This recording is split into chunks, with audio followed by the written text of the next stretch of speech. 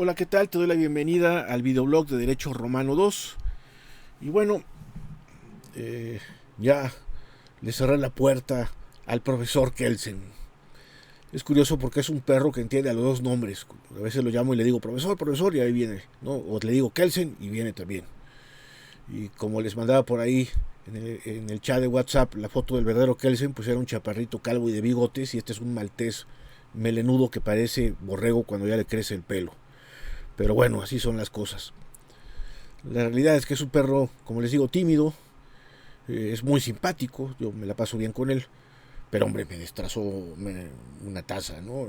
Y no me la va a reponer, ya me ha roto cada cosa, pero bueno, esa es la convivencia entre las personas y los animales de compañía. Hablando de bibliotecas y de accidentes con Kelsen, solamente ahí como para, a modo, antes de agarrar la materia, contarles una anécdota. En el año 89 yo me había ido a Nueva York a estudiar economía. Había sido un verano por haber ganado un premio de ensayos económicos. Y conste que yo no soy economista, soy abogado y no me atrevería a considerarme economista, aunque me gusta mucho estudiarla. Si en 1985 que decido estudiar Derecho se me hubiera planteado la posibilidad de estudiar economía, quizá otro gallo hubiera cantado. Tenía mucho la tentación del derecho porque en ese momento pensaba que era como un gran compendio de todas las humanidades, dado que lo que realmente yo quería estudiar era historia y filosofía. Mi papá, con toda su sabiduría, me decía, oye, te vas a morir de hambre. Al final, eh, pues sobre todo me dedico más a la historia y a la filosofía, aún con el enfoque jurídico, pero no me muero de hambre, gracias a Dios, ¿no? Lo cierto es que sí había una tercera vía, como dicen por ahí algunos, y era la posibilidad de estudiar economía.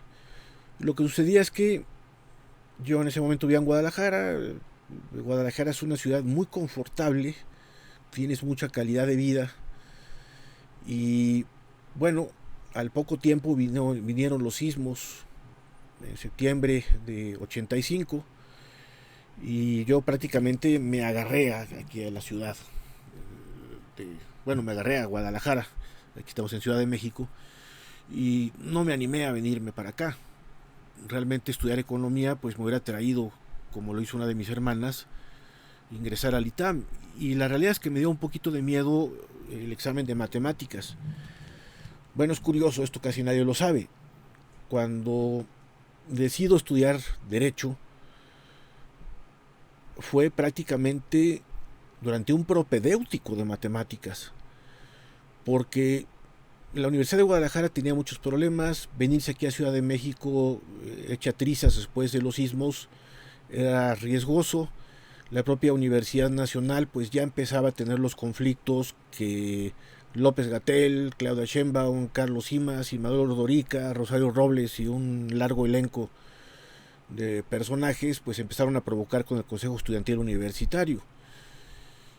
Y estaba a riesgo de que uno pudiera empezar la carrera pero que no sabía si siquiera la ibas a poder terminar. Y la Universidad de Guadalajara, repito, pues también tenía lo suyo, había conflictos por ahí.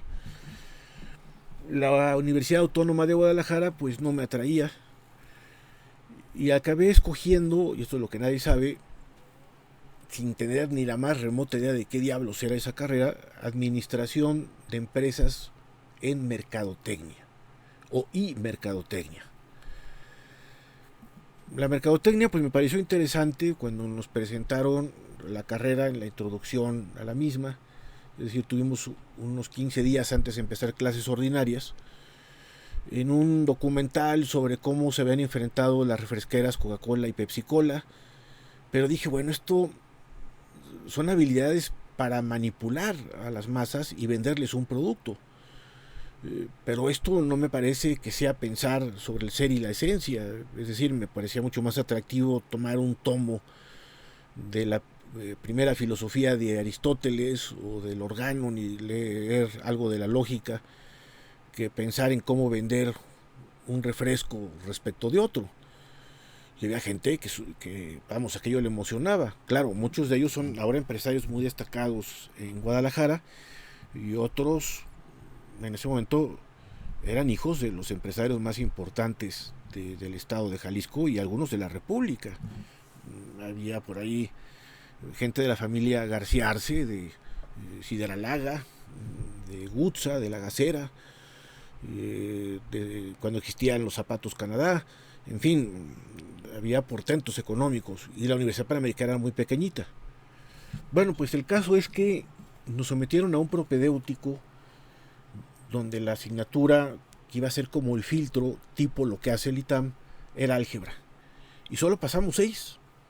Es decir, yo que en el CUM, Centro Universitario México, o luego con Misioneros del Espíritu Santo, o en la secundaria en el Instituto México, que está ahí en Popocatépetl, con Avenida Universidad, Eje 8 y Avenida Universidad, pasaba de panzazo el álgebra, y pasaba de panzazo la trigonometría. Eso sí, no me quedaba en los extraordinarios, pero vamos, las matemáticas me parecían trágicas. Y aunque no fui el de la nota más alta, había pasado el examen. Es decir, no hubiera tenido problemas en el ITAM. Lo que pasa es que me bloqueaba porque ya saben, siempre hay gente que te dice matemáticas es el coco y uno se bloquea.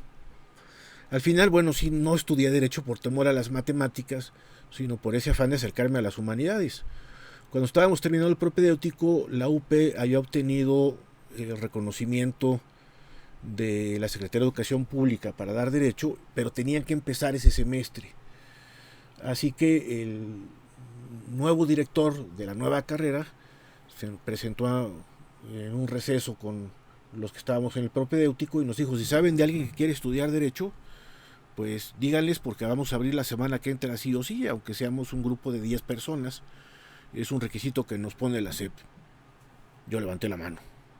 Terminé el propedéutico, lo aprobé, pude presumir eso y empecé a estudiar Derecho. Bueno, es una historia ahí un poco curiosa porque, en fin, hay un economista en mi interior. ¿Qué puedo hacer? Y bueno, solo una reflexión con lo de Nueva York, lo que está pasando en el Central Park. Una de mis sobrinas, no sé si está todavía viviendo en New York o ya se fue a Boston con mi hermana. Ella es arquitecto y está en un bufete bastante importante en la Gran Manzana, en Manhattan. Pues espero que esté segura en casa, ahí con mi hermana Cecilia, en Boston. Porque vamos, el Central Park se ha convertido en una morgue. Cuando era corredor, yo no corrí el maratón de Nueva York porque no me gustaba correr sobre lo escarpado de los puentes, pero es una ciudad que me conozco muy bien. No le tengo mucho afecto, es una ciudad imponente y agota como puede ser Ciudad de México. Las ciudades grandes a mí a veces me aterran. La única ciudad grande que me gusta realmente es Madrid, porque tiene un aire castizo en cada calle. Hay calles que uno se siente que está en un pueblo y no se da cuenta que está en una metrópoli. Quizá Chicago, que es así, la he corrido en maratones. Es una ciudad muy bella, quizá la más bella de todos los Estados Unidos. Pero pues sí tengo el corazón puesto en Nueva York porque, repito, hay un economista en mi interior y es muy doloroso ver lo que está pasando. Por eso esta tragedia de esta pandemia es algo para tomárnoslos muy en serio y estarnos documentando. Yo creo que lo mejor, ustedes que saben navegar muy bien, pues es informarnos por internet, porque no nos dicen todo lo que debemos de saber, quizá porque ni siquiera ellos lo sepan. Y bueno, me había causado una excelente impresión López-Gatell, pero después de saber que fue alguien que se dedicó 3 años a sabotear la universidad, y dudo que haya leído mucho los libros de medicina en ese periodo, él no era un estudiante polaco en la Segunda Guerra Mundial, pues razón de más para nosotros tomar nuestras propias providencias y estar muy al tanto. Por lo pronto, por este medio, pues seguimos en comunicación y yo sigo agradeciéndole los comentarios que pues siempre llegan para bien, que sepan que es recíproco también el aprecio. Pues bueno, en cuanto a las fuentes de los derechos personales, vamos a lanzarnos directamente con las institutas de Gallo en el comentario tercero, párrafo 88. Nunc transemus ad obligationes quarum summa divisio in duas species diducitur omnis enim obligatio vel ex contractu nascitur vel ex delicto. No se preocupen, vamos a hacer la traducción. Pasemos ahora a las obligaciones, cuya principal división abarca dos clases, pues toda obligación o nace de contrato o nace de delito. Ya lo habíamos comentado, pero repito, hemos dado todo un contexto para llegar hasta aquí. O toda obligación nace de contrato o nace de delito. Y acto seguido nos dice lo siguiente, en el párrafo 89. Et prius iudeamus de ius deis, et prius iudeamus deis, que ex contractu nascuntur arum autem quatuor genera sunt, aut enim re contraitur obligatio aut verbis aut literis aut consensu. Traducción. Veamos primeramente las que nacen de contrato. Et prius videamus deis que ex contractu nascuntur. Veamos primeramente las que nacen de contrato. De estas hay 4 géneros. Arum autem quatuor genera sunt. Pues los contratos pueden ser reales, verbales, literales o consensuales. Au enim re contraitur obligatio aut verbis aut literis aut consensu. Los contratos pueden ser reales, verbales, literales o consensuales. Vamos a repetirlo de un tirón en español. Y aquí disculpen un poco de latín, la luz me pega de frente, pero insisto, acá atrás estamos en la penumbra, pero de lo contrario, insisto, pues acabaría como también un chamorro o un chicharrón en la taquería. Veamos primeramente las que nacen de contrato. De estas hay 4 géneros, pues los contratos pueden ser reales, verbales, literales o consensuales.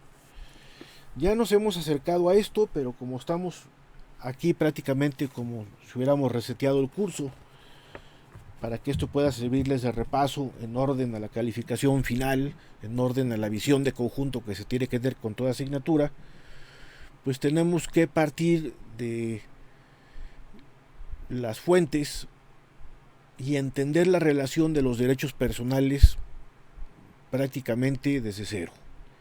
Y para ello vamos a este libro, Elementos de Derecho Privado Romano, de Álvaro Dors, en el parágrafo 348, donde nos dice lo siguiente. La relación obligacional se da entre un acreedor, creditor, que puede reclamar, y un deudor, debitor, que debe cumplir una deuda. La consideración de la acción, es decir, de la posición del acreedor, es la principal. Cuando el acreedor sucede al deudor o viceversa, desaparece la distinción de personas y la obligación se extingue por confusión. La relación obligacional suele ser activa y pasivamente transmisible a los herederos, pero requiere sujetos determinados desde que empieza a existir y en principio no es transferible inter vivos. Bueno, vamos a quedarnos con el párrafo inicial de este parágrafo, el 348. Recuerden, cuando digo los parágrafos, por aquí no se ve muy bien, pero hay un numerito que tiene un bichito a la izquierda, que no es la página, sino es un número que está en negritas. En este caso es el número 348. Y nos dice, de nuevo, lo que sigue. La relación obligacional. Estamos hablando de que los derechos reales son relaciones jurídicas, aunque hacen referencia entre una persona y el aprovechamiento que tiene respecto de una cosa, con un sujeto deudor no determinado, es erga omnes, es un sujeto deudor universal. Pero en los derechos personales, aquellos que son exigibles mediante manus, es decir, hay un poder respecto de otra persona, no hay un poder respecto de una cosa, la relación es interpersonal y se da entre un sujeto que es el acreedor, el creditor, que tiene la facultad de reclamar al otro, que se llama deudor o debitor. El deudor lo que tiene que hacer es cumplir una deuda, y la deuda consiste en conductas. Las conductas de hacer, facere, las conductas de no hacer, non facere, y las conductas de dar o dare. Hay un desglose mayor de conductas, pero estas son las más importantes. De hecho, cuando se habla de el non facere, también se habla del término pati. En el parágrafo 349, para que se entienda este desglose, nos dice Álvaro Dors lo que sigue. Una obligatio puede consistir en un dare o en un facere. Álvaro Dors está partiendo genéricamente del dare y del facere. Una obligatio puede consistir en un dare o en un facere. Dare quiere decir hacer propietario o constituir efectivamente un derecho. Dare usum fructum, aumentar de algún modo el patrimonio del acreedor o rendir efectivamente unos servicios. Dare operas. Esto del dare operas puede prestarse una confusión porque justamente la diferencia es el facere del dare. Es cierto que cuando nosotros prestamos un servicio en beneficio de otro, el otro puede llegar a esto, a medirlo pecuniariamente y por lo tanto puede considerarlo como un beneficio patrimonial. ¿Cuántos maestros nos van a provocar un beneficio patrimonial a largo plazo? Pues no es que nos den dinero, sino que nos han transmitido conocimiento y nos han transmitido el cómo conocer. Eso puede ser medible pecuniariamente. Hay economistas que miden esto en cuanto a los niveles de calidad educativa. Y es por eso que hay exámenes donde además se hacen comparativas sobre qué estados tienen un mejor nivel educativo respecto de otros.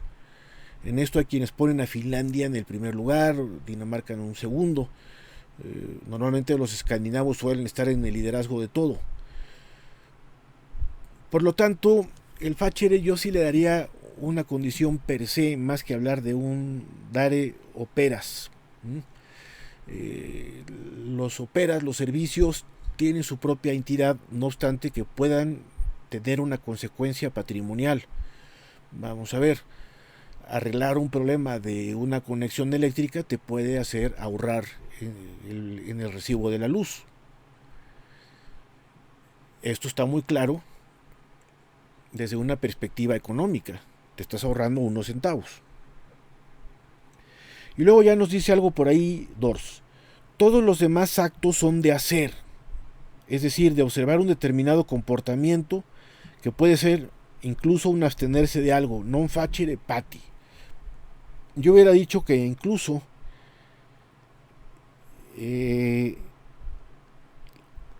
rendir efectivamente servicios ya los hubiera trasladado directamente al facere junto con las conductas de no hacer como el non facere o el pati. Una conducta